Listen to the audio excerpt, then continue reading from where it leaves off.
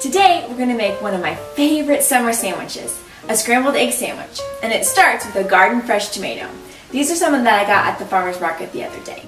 Anytime you're using a homegrown tomato, you'll want to cut out the core and then peel it because the skin's a little tough. So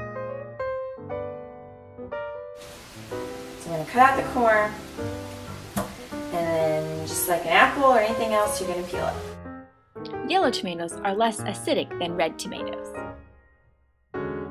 One of my favorite parts of summer is homegrown tomatoes. I'm growing some in my backyard too. Here are some tips about growing tomatoes. I learned everything I know about gardening from my mom. She has a big garden every year. Someday I'd like to have that too. But my current yard is just too small, so I have to stick with container gardens. Around Mother's Day is a good time to start planting, at least here in the Midwest. I like to pick up some seedlings from my local garden center and plant them in rich topsoil. You'll need a tomato cage as well. Make sure they get plenty of sunshine and water, but if the leaves start to turn yellow, that means you're overwatering. As the tomatoes grow, if the stems start to bend, tie them to the tomato cage with some string or ribbon. As your plants grow, watch for little sprouts that grow out of the center like these. They're referred to as nutrient suckers. Your plants will do better without them, so just pick them off. You'll want to pick your tomatoes at first blush, like these. Then, let them finish ripening inside. When they're nice and red, they're ready to be eaten. Okay, when it's all peeled, you want to slice it up.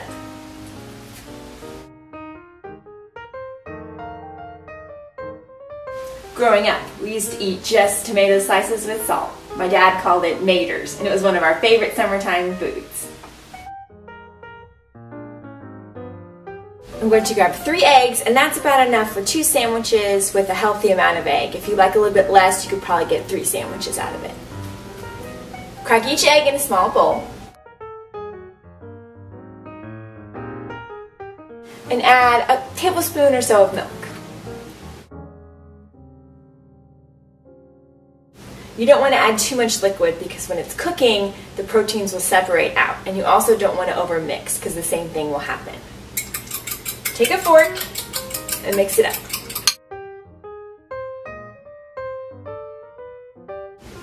When cooking eggs, you'll want to use a non-stick skillet. I also put a little bit of butter in the pan to make sure it doesn't stick.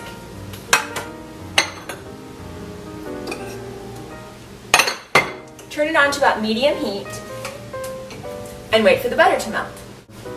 Okay, the butter's melted and then I'm going to swirl it around the pan.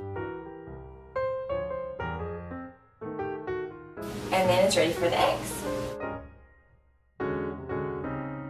Sprinkle a little salt and pepper. As the eggs are cooking, you're going to want to push them to the center and allow the raw egg to come out to the side and cook around it. If I was just making scrambled eggs, I would chop, chop, chop, and I wouldn't worry about what it looked like.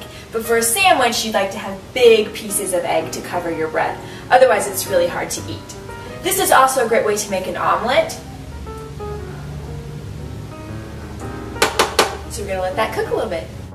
Alright, so like I mentioned, push the cooked part to the middle and let the uncooked part seep out to the side.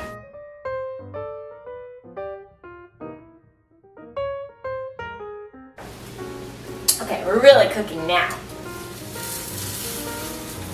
This gets to the part where you may have to do a little bit of scraping to get the raw egg down to the pan.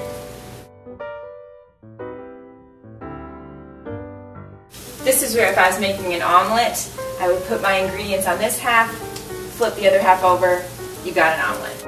I'm going to divide it into 2 so that I can have my 2 sandwiches, and if you're making 3, you divide it into 3. And carefully, as best you can, give it a flip.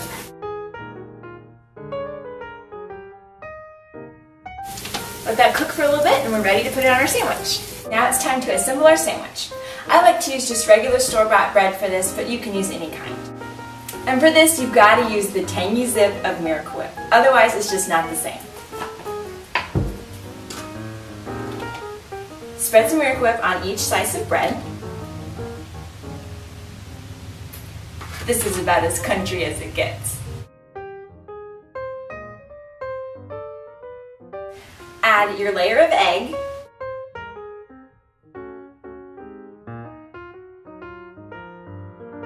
And I'm going to salt my tomatoes. Add a nice big slice of tomato over the egg and top with your other slice of bread.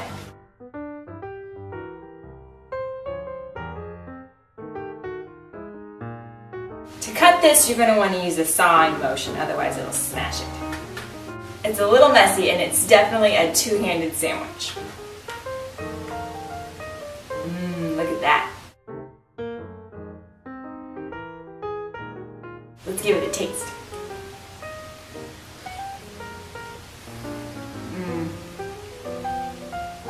Perfection on some bread. Thanks for watching and join us again next time. And remember to keep it Country Kitchen approved.